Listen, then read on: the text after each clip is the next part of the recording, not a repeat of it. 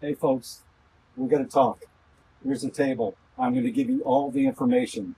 I don't even have plans for it, but I'm going to give you all the information for free because that's what I'm up to. This kind of guy I am. Um, and the best part, and honestly, it's the best part. It's going to be at the very end, or it's going to follow the beginning. You can see over here, I have this tall deck chair, and she's a beauty. There's another one over there. There's the beginning, the seat unit of another one. But what we're going to have here is a tall end table to accompany the tall deck chair. And here, it's a rather simple table, but it took some dialing in, as everything does. These two boards are deck boards, they're sold as 5/4 by 6. They measure actually 1 inch thick by 5.5 inches. This one in the center is 27 inches. This one on the side is 28.5.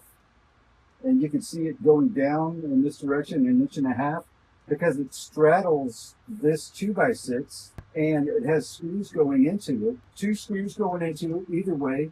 So that's never going to let go.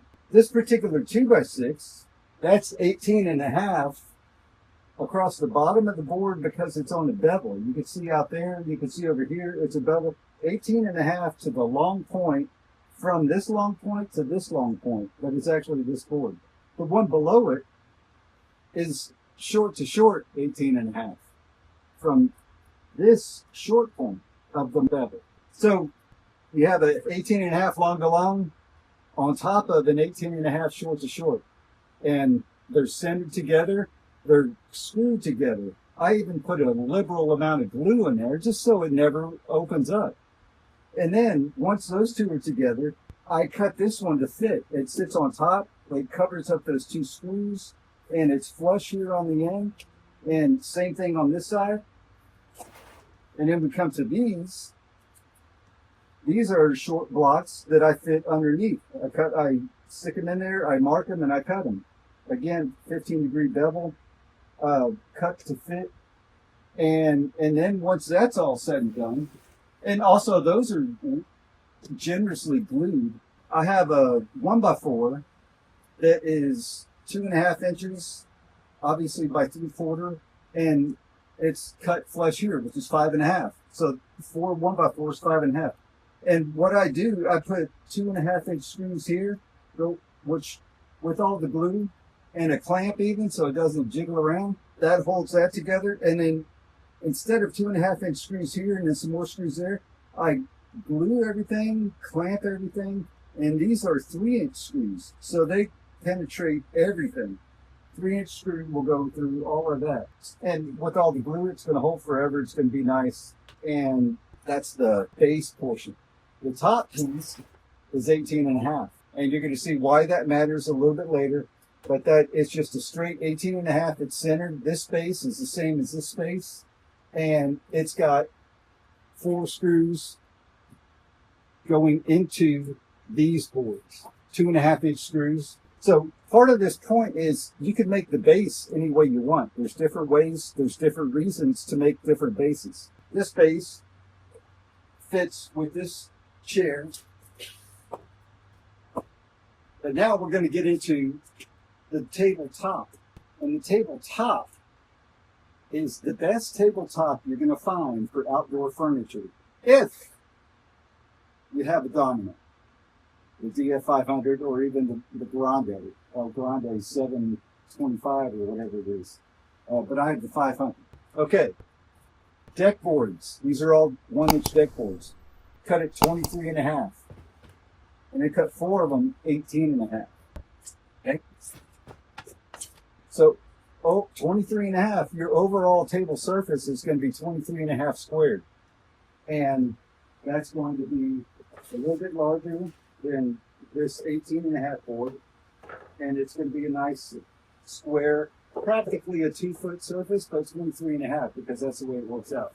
And I'm going to go to the table saw and rip these down to 2.5. Maybe I'll just rip them and then we'll talk later. That might be better. Now, so I'm ripping them 2.5. That's not going to leave a whole lot of space in the middle as my waste, which is fine. But my point here is I'm going to use the factory edges each time against the fence.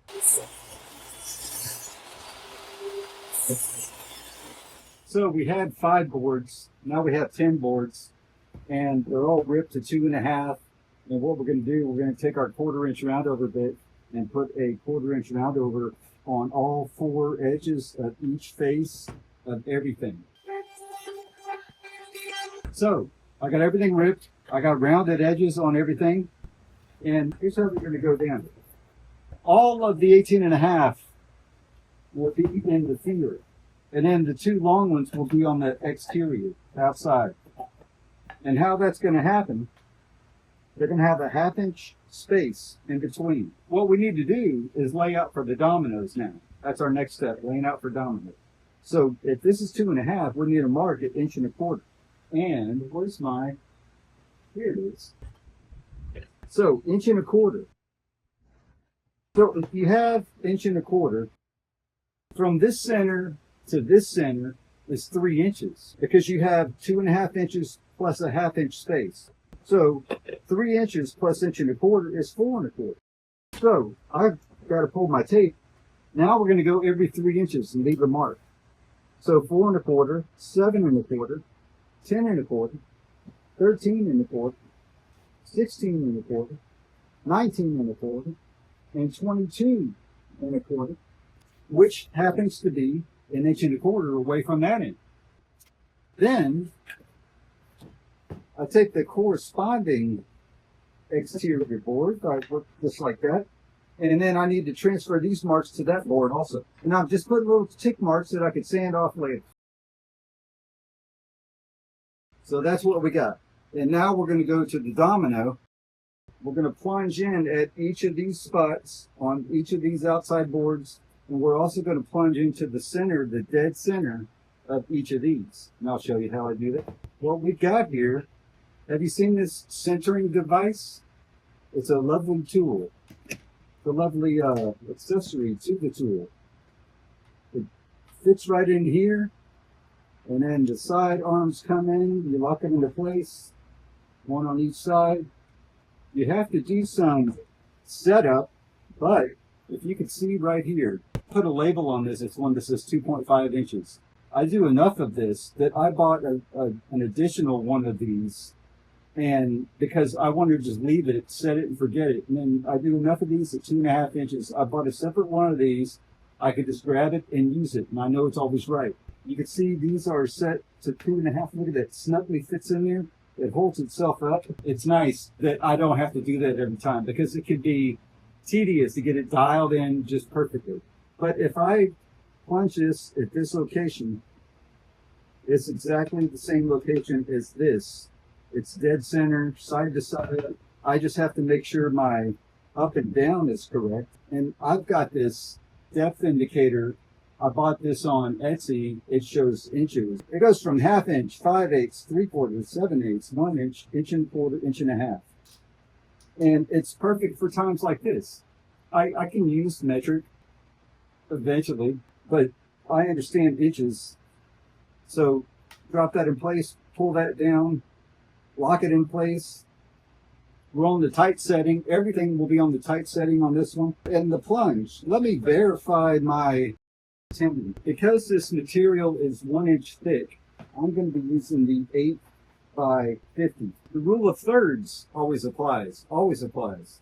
If you take 3 of these and measure that, that's just under 1 inch. It tells you that you can have one in the center, and the space above it and below it are going to be pretty much equivalent to this space, so that you're not removing too much or not enough material. If your material is 1.5 inches, then you want your tenon to be 1/3 of that, which would be a 1/2 inch, and then you have a 1/2 inch of meat, a 1/2 inch of tenon, and a 1/2 inch of meat. So these 8 mil tenons work out well for this application. I've got my 8 mil bit. Honestly, I probably don't. I need to switch it out. But my 50 mil depth means I can set this to 25 and I just need to change the bit out, and then I'll be ready to go. But it's also lunchtime right now, so. Okay, we're back. We have all the rounded edges on all the components here for the table. We have the 8mm bit inside. We have the 25mm depth stop, the 1-inch, I guess 25mm plunge stop, the 1-inch depth of thickness of the material. We're on the tight setting. What else? We have the center finder set at 2.5 inches, and I put a stop block. I clamped down the stop block to the table just so I can I'm not holding the material, but it gives me something to stop at. Stop the material, and we're gonna drop this on top and make plunges into the ends of all these pieces. And here we go. Like that.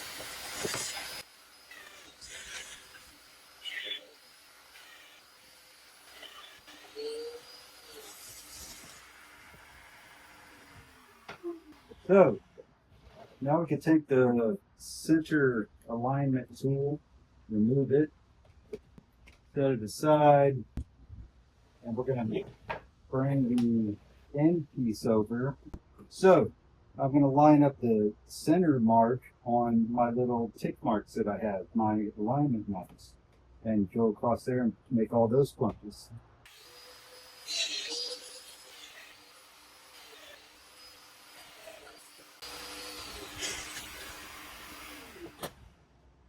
So there, we've got all of those set. Now it's time to insert glue and insert all the tenons. Here's how I do it. I'll put some glue into the mortise, and then I take that glue and I get it all around everywhere, and then I try to pull some out of there to put on the tenon. That's my preferred way. And then from there, I tack the tenon in place.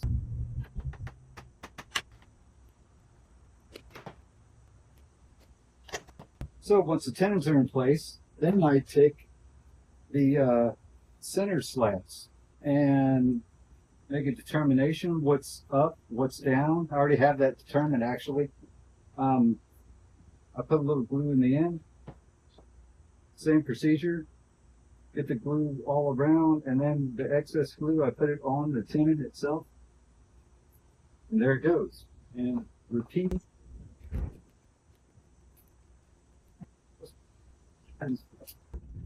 So there is all of those. Now I do the same process. Put some glue up here. Apply some more on the tenon. So then do something similar. Apply glue into each of these. Get that brush. Spread it around. Any excess can go on here. That goes there. It's empty. And I got to line up each one.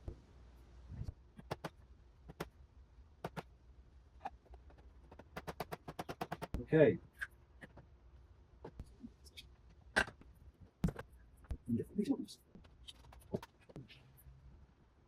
Now I want to grab a wet rag and clean up some of the glue.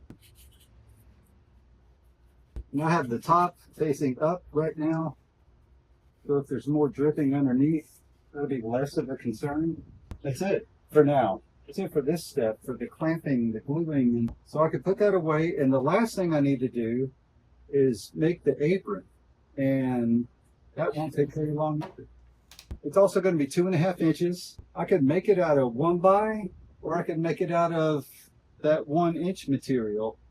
I probably should do the 1-inch material. So 2 of those pieces are going to be 18.5 again. And then 2 more pieces are going to be 20.5. And it's just going to be 2 18.5 with the 20.5 that go a little beyond them. I'm still set at 18.5 from last time. 2 pieces means I cut 1 deck board. This is a little device from Rockwood that I could switch. There's the vacuum coming up here, and in this position it goes to the miter saw. It has a little thumb lever.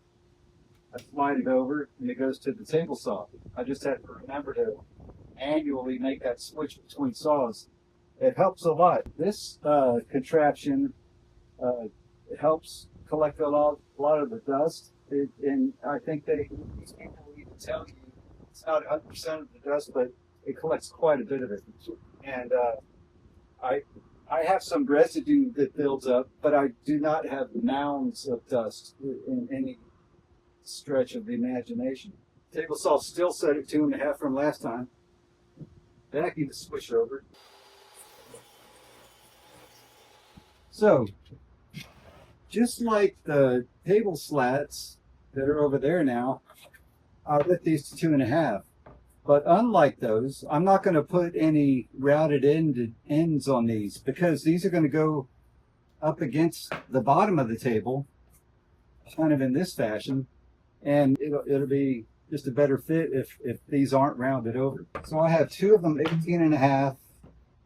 Look for a better outside face, which is like that. And then we're going to have 2 of these. They're going to go over like this and like this. I might even do it like that. So I'm going to pre-drill here, and I'm just eyeballing this.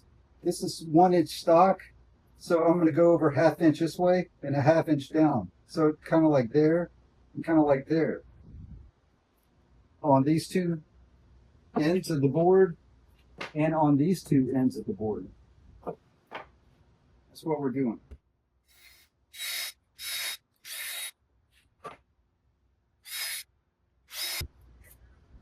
I want to add some screws. I'm going to put a little bit here. Not a whole lot.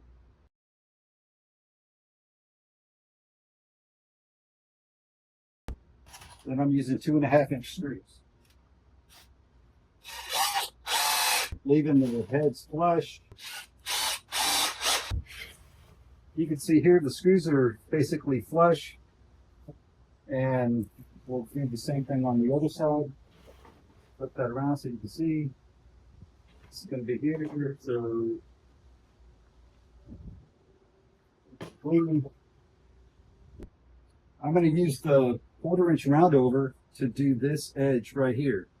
This edge right here.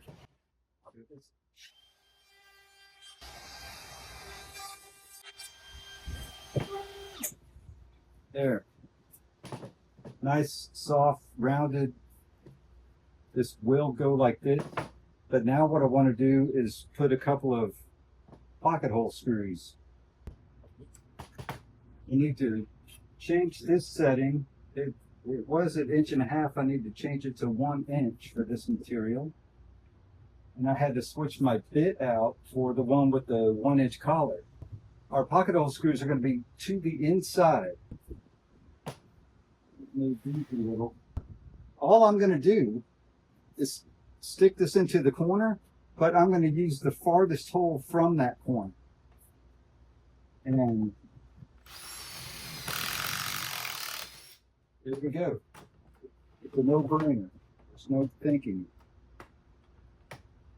Once again, farthest hole from the corner. And all we really need here is a total of 4 holes. There we go. Knock the dust out. So, that is the bottom. I could tell from the glue left over.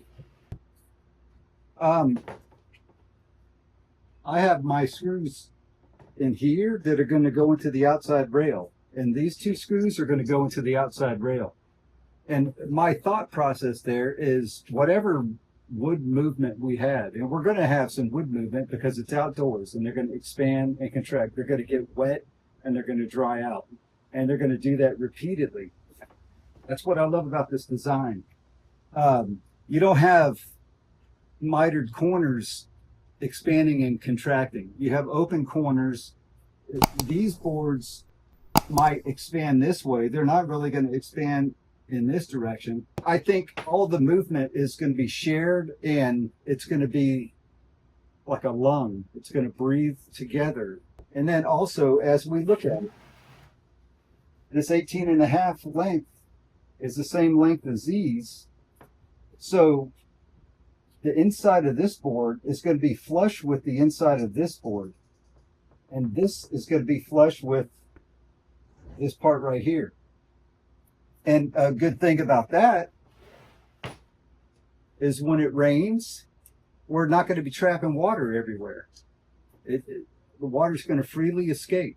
Let me get the proper size screws for these. Once again, for 1-inch material, we're using screws with a length of 1.5 inches. So what I'm lining up is the inside corner. This inside corner is this inside corner. And this inside corner here is going to be this inside corner. And it's going to be a perfect flush alignment. As we can see, it's perfect. I'll go ahead and set one. Here we go. Here is our tabletop. It will have some sanding. We're going to sand it. But now let's bring it over to the pedestal. So we just take the top. This is also 18.5. So it's going to slip right over there, just like that.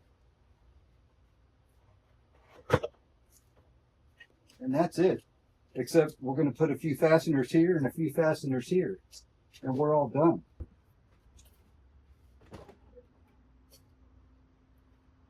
Look at that. It drops right in there. And you want this support being perpendicular to the table slats. And then we're going to measure and then we'll put a couple screws, which will be pre-drilled.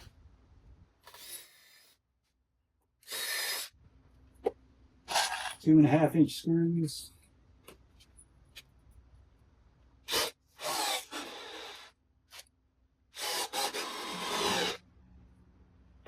Spin it around.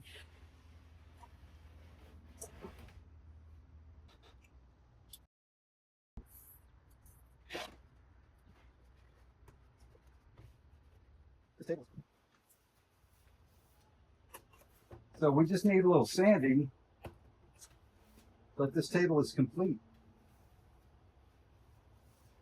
You take a seat here. I have a plastic cup that goes in here and put your drink in, and you can put your other drink or your plate of food or your cell phone or your magazine or some plants or a picture of your family. What a nice setup, huh? You can put a lamp there. But it's, in my opinion, for what I do, this is guaranteed the best table surface for outdoor furniture. You can use the pedestal, centered pedestal. I've done it with shorter tables with 4 legs and having stretchers between. In the surface, there's no fasteners. It has room to breathe. It deals with the elements. It's stylish. It works good for me. I would imagine it works good for other people also. Hope you like it. Thanks for checking it out. Thanks for sticking with me. And be sure to check out the rest of my videos. Please subscribe. You got to subscribe because there's more stuff like this coming, and it's only getting better. Thanks again.